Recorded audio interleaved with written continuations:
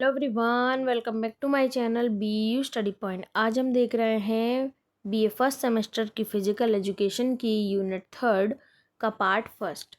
इस यूनिट का नाम है हिस्ट्री ऑफ स्पोर्ट्स और जो आज हम इसके अंदर टॉपिक कवर करेंगे वो है history and development of physical education in India pre and post independence. मतलब जो डेवलपमेंट हुआ है फिजिकल एजुकेशन की हिस्ट्री का और उसमें जो चीज़ें डेवलप हुई हैं इंडिया के अंदर प्री और पोस्ट इंडिपेंडेंस टाइम पर। तो चलिए स्टार्ट करते हैं। सबसे पहले हम इसका कुछ इंट्रोडक्शन पार्ट पढ़ेंगे ताकि आगे चलकर चीज़ें आपको थोड़ी क्लियर हो सके आसानी से। तो चलिए स्टार्ट करते हैं। Evolution of human life started with the movement. तो देखिए, ह्यूमन की लाइफ ही मूवमेंट से स्टार्ट होती है। Human being has been very active, creative by nature and physical activities has been part of their life all along since evolution।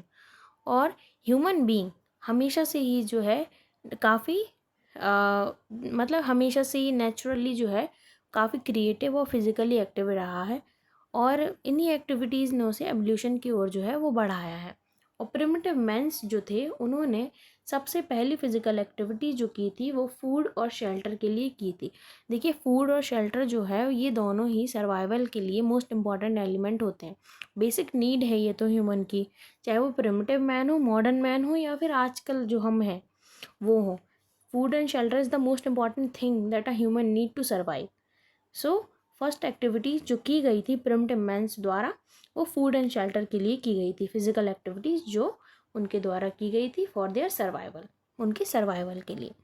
तो अब हम इसके अंदर मतलब अब हमें इस टॉपिक के अंदर डिफरेंट जो है एरा के बारे में पढ़ना है। तो चलिए हम जान लेते हैं कि हमें इन किन किन एराज के बारे में इसमें पढ़ना है। हमें इसमें पढ़ना है क्लासिफिकेशन ऑफ वेरियस पीरियड। इसमें हमें इंडस वैली सिविलाइजेशन के बारे में, Vedic period, epic period, early Hindu period, late Hindu period, medieval period, British period और पोस्ट इंडिपेंडेंस पीरियड के बारे में पढ़ना है। कि हमें इसमें यह पढ़ना है कि फिजिकल एजुकेशन का डेवलपमेंट इन सभी पीरियड्स या इन सभी एराज में क्या रहा और कैसा रहा और कितनी डेवलपमेंट जो है इन पीरियड्स में फिजिकल एजुकेशन की हुई है। तो अब हम इन्हें एक एक करके पढ़ लेते हैं और समझ लेते हैं। चलिए स्टार्ट करते हैं। सो फर्स्ट है Indus valley civilization. During this age the objective of physical education was achieved through daily routine works, games, sports and amusement. तो देखिए, इस समय में जो है फिजिकल एजुकेशन की जो एक्टिविटीज़ या उसके ऑब्जेक्टिव्स थे उन्हें मतलब उनमें कोई ग्रेट एम्फेसिस नहीं दिया जाता था। उन्हें डेली वर्क्स, गेम्स और स्पोर्ट्स के थ्रू जो है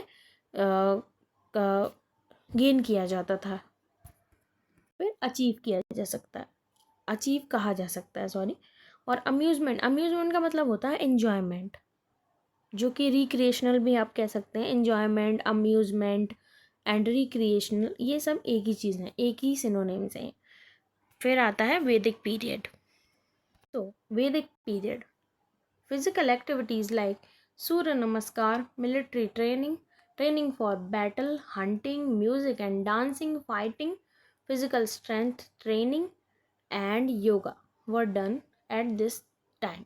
तो देखिए, इस समय में क्या होता है कि फिजिकल एक्टिविटीज़ जो है वो काफ़ी डेवलप होने लगती हैं। सूर्य नमस्कार इंट्रोड्यूस हो गया, मतलब जो योगा आसन होता है ना सूर्य नमस्कार, उसका इंट्रोडक्शन हो जाता है। मिलिट्री ट्रेनिंग्स जो हैं वो स्टार्ट हो जाती हैं और जो बैटल के लिए ट्रेनिंग्स होती हैं मिलिट्री के अंदर ही वो स्टार्ट हो जाती हैं। Hunting, music, dancing, fighting, physical strength training और योगा जैसी चीज़ें जो हैं वैदिक पीरियड में स्टार्ट हो जाती हैं, जो कि फ़िज़िकल एक्टिविटीज़ के अंदर काफ़ी महत्व रखती हैं। फिर आता है epic period. Epic period, so there were great terminal war, dicing, chess and gurukuls were school for teaching and learning of physical education and mental education. तो देखिए, एपिक पीरियड में भी जो है फिज़िकल एजुकेशन की काफ़ी ज़्यादा डेवलपमेंट देखी जा सकती है। इसमें वॉर के लिए ग्रेट टर्मिनल्स बनाए जाने लगे, डाइसिंग जो गेम होता है उसको डेवलप किया गया, चौसा जिसे कहा जाता है, चेस डेवलप हुआ, गुरुकुल सेटअप होने लगे। मतलब स्कूल्स होते हैं जहाँ पर बच्चों को फिज़िकली ट्रेनिंग की दी जाती है, जो कि आपने देखा होगा जब आप महाभारत या फिर रामायण देखते हैं, उसमें जो है गुरुकुल का जो है वर्णन होता है, जहाँ पे बताया जाता है कि वहाँ पे बच्चों को फिज़िकली जो है ट्रेन किया जाता है और मेंटली भी ट्रेन किया जाता है। तो इस समय में जो है इन सब चीज़ों की सेटअप होने लगे थे। नेक्स्ट है early Hindu period. Early Hindu period at Jainism and Buddhism time, emphasis was also given to physical education or physical training. There were physical trainings for army at the empire of Chandragupta Maurya, and Vipassana, a meditation technique, was very popular, used for understand oneself. तो देखिए early Hindu period मतलब Jainism और Buddhism जब अपने उफान पर थी, मतलब टॉप लेवल पर वो जब चल रही थी, उस समय का ये पीरियड है। यहाँ पर फिज़िकल ट्रेनिंग और फिज़िकल एजुकेशन को बहुत ही ज़्यादा एम्फेसिस दिया गया, मतलब बहुत ही ज़्यादा महत्व इसे दिया गया। क्योंकि देखिए जब जैनिज्म और बुद्धिज्म की बात आती है तो उसमें वन सेल्फ को अचीव करने की भी बात आती है। जैसा कि हमने यूनिट फर्स्ट में अष्टांग योग वगैरह के बारे में पढ़ा था, उसमें जब इंसान है अपनी सेल्फ को जो है अचीव करता है, अपनी सेल्फ सिक्स सेंसेस पे भी जो है कंट्रोल अचीव करता है। इसीलिए जो है जैनिज्म और बुद्धिज्म में भी इस पर बहुत एम्फेसिस दिया गया है।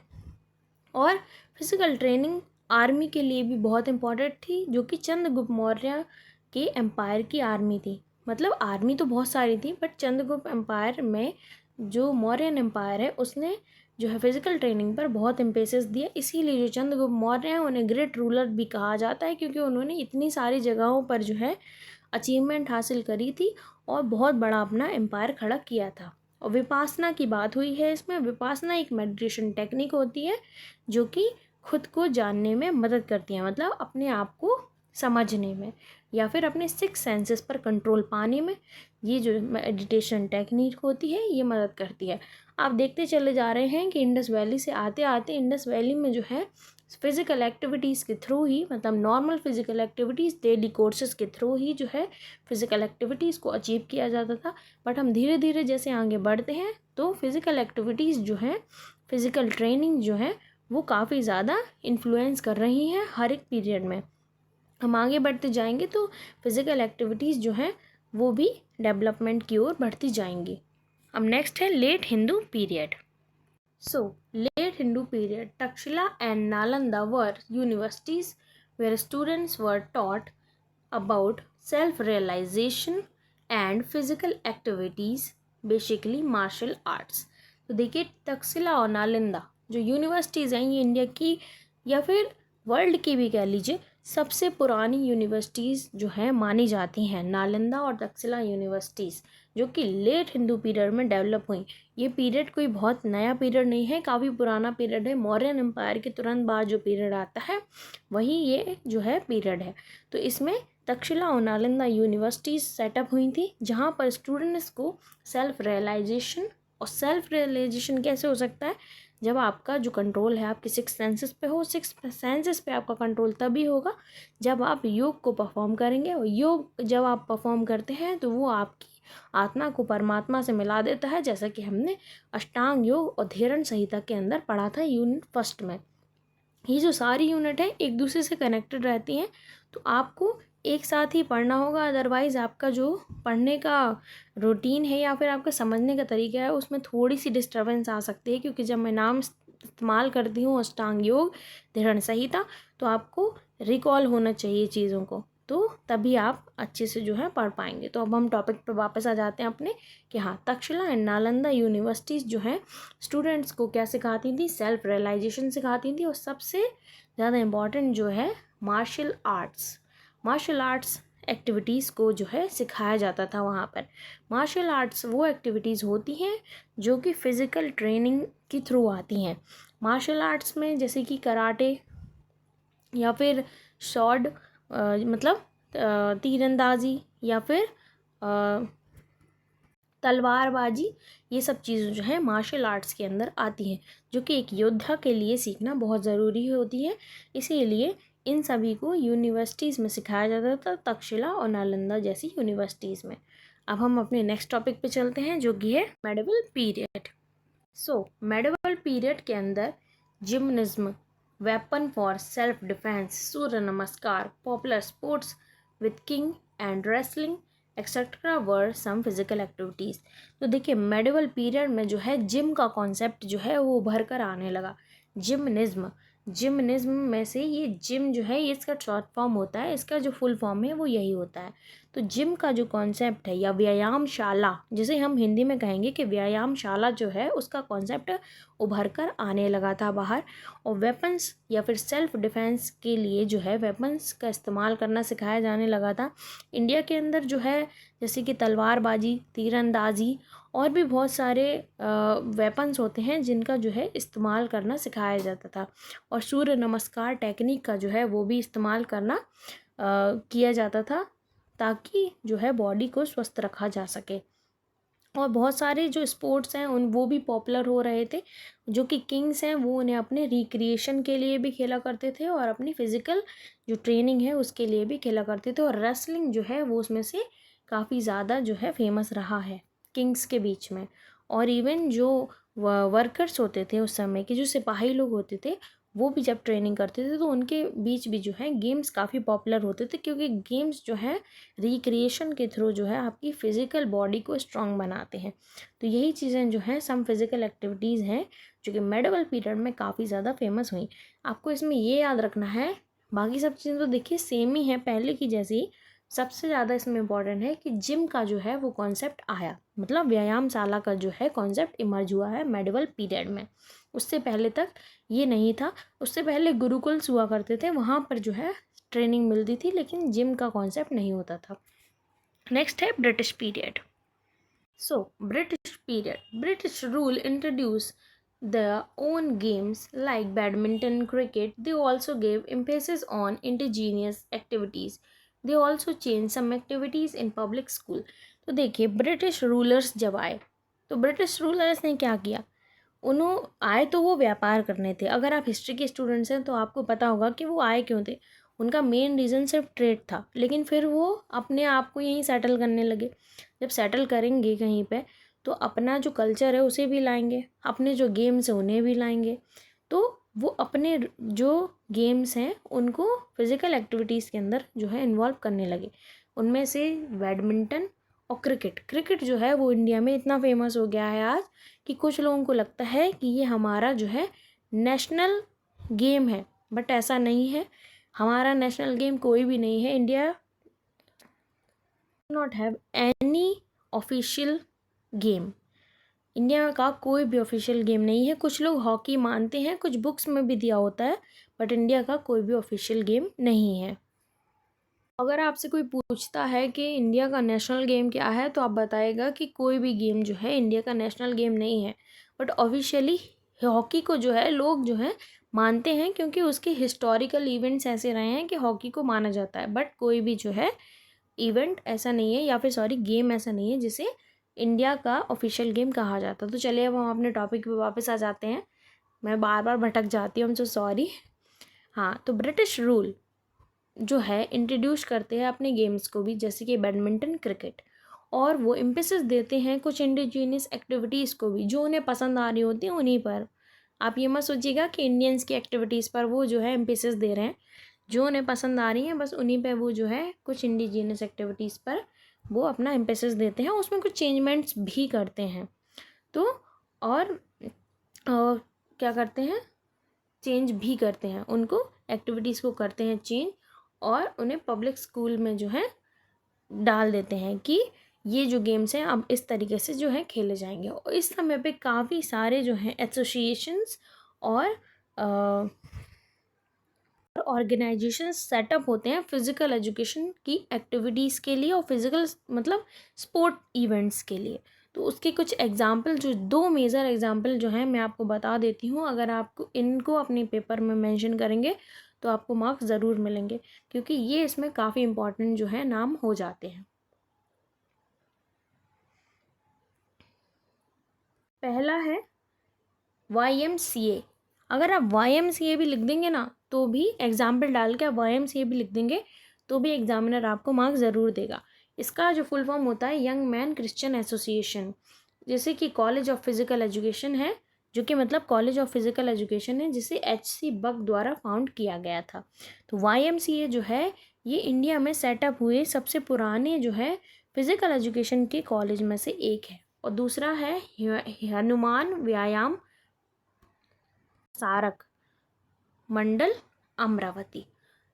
पहला है YMCA मतलब यंग मैन क्रिश्चियन एसोसिएशन, और दूसरा है हनुमान व्यायाम प्रसारक जो कि अमरावती में सेटअप है। तो ये रहे आपके ब्रिटिश पीरियड के 2 एग्जाम्पल जो कि हैं फिज़िकल एजुकेशन से रिलेटेड, जो कॉलेज या फिर जो ऑर्गेनाइजेशन सेटअप हुए हैं उनके एग्जाम्पल्स। अगर आप इन्हें अपने आंसर राइटिंग में लिखते हैं तो आपको मार्क्स ज़रूर मिलेंगे, 100% मिलेंगे, क्योंकि ये जो एग्जाम्पल्स हैं ये काफ़ी इंपॉर्टेंट माने जाते हैं। चलिए अब नेक्स्ट है post independence period. So post independence period for the promotion of physical education and sports many college and committees has been formed. देखिए फिज़िकल एजुकेशन जो है पोस्ट इंडिपेंडेंस के बाद जो है फिज़िकल एजुकेशन को भी जो है प्रमोट किया जाने लगा था। फिज़िकल एक्टिविटीज़ या फिर स्पोर्ट्स को जो है इम्पोर्टेंस मिलने लगी थी हमारे कंट्री के अंदर। इसमें जो है अगर इम्पोर्टेंस मिल रही है और अगर उन्हें हमें प्रमोट करना है, उन्हें मतलब बढ़ावा देना है, तो उसके लिए कुछ कमिटीज़ एंड कॉलेजेस भी तो सेटअप करनी होंगी जहाँ पर जो खिलाड़ी हैं वो जाके ट्रेनिंग्स ले सकें। Some are under the consideration of ministry of youth and affairs and sports, और कुछ को जो है एफिलेक्ट किया गया है या फिर कुछ ऐसे स्थापित किया गया है कि वो ministry of youth and affairs और स्पोर्ट्स के अंडर आते हैं, और under the dynamic leadership of union ministry of sports, और इन्हें यूनियन मिनिस्ट्री ऑफ स्पोर्ट्स के अंदर जो है वो मान्यता प्राप्त होती है।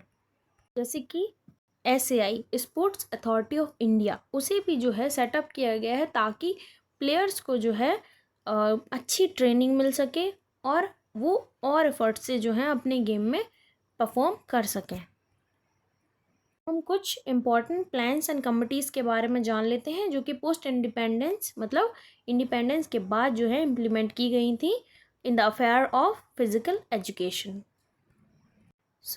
इसमें से आप चाहें तो 2 याद कर सकते हैं, बस 2 ही में आपका काम बन जाएगा क्योंकि एग्जाम्पल्स में 2 ही काफ़ी होते हैं, इनफ होते हैं। पहला है ताराचंद कमिटी, फिर है national plan of physical education and recreation, और फिर है एशियन एंड कॉमनवेल्थ गेम। देखिए आप एशियन एंड कॉमनवेल्थ गेम्स को जो है काफ़ी आप एम्फेसिस दे सकते हैं क्योंकि ये आपके टॉपिक्स आगे जो है आगे की यूनिट में रहने वाले हैं।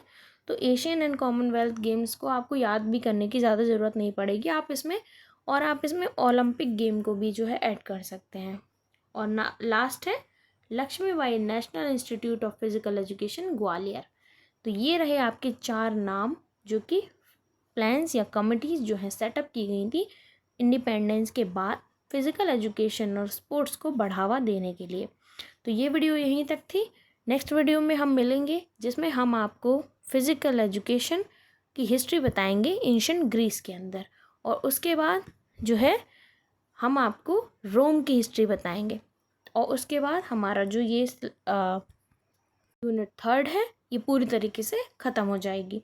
तो आप बने रहिए मेरे साथ वीडियो में, और प्लीज़ वीडियो पूरा देखा कीजिए, लाइक शेयर एंड सब्सक्राइब ज़रूर कीजिएगा क्योंकि आपके एक लाइक से मुझे काफ़ी मोटिवेशन मिलता है।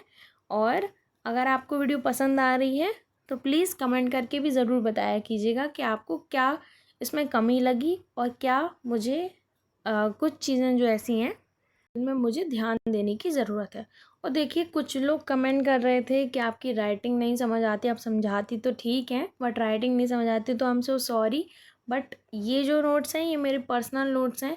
जब मैंने इन सब चीज़ों के लिए पढ़ा, जब मैं फर्स्ट सेमेस्टर में थी तब मैंने ये नोट्स बनाए थे, इसलिए राइटिंग का थोड़ा इशू हो सकता है, बट मैं आपसे प्रॉमिस करती हूँ कि समझाने का कोई इशू नहीं होगा। मैं हर एक चीज़ को डिटेल में समझाऊँगी, हर एक स्पेलिंग जो आपको टफ लग रही होगी उनको भी जो है हिंदी में ट्रांसलेट करके बताऊँगी। तो आप लोग निश्चिंत रहिए, मैं आपको सब अच्छे से पढ़ाऊँगी, बस राइटिंग का थोड़ा हो सकता है क्योंकि मैं अब दोबारा लिख नहीं सकती हूँ इतना सारा, बस आपको अच्छे से समझा सकती हूँ।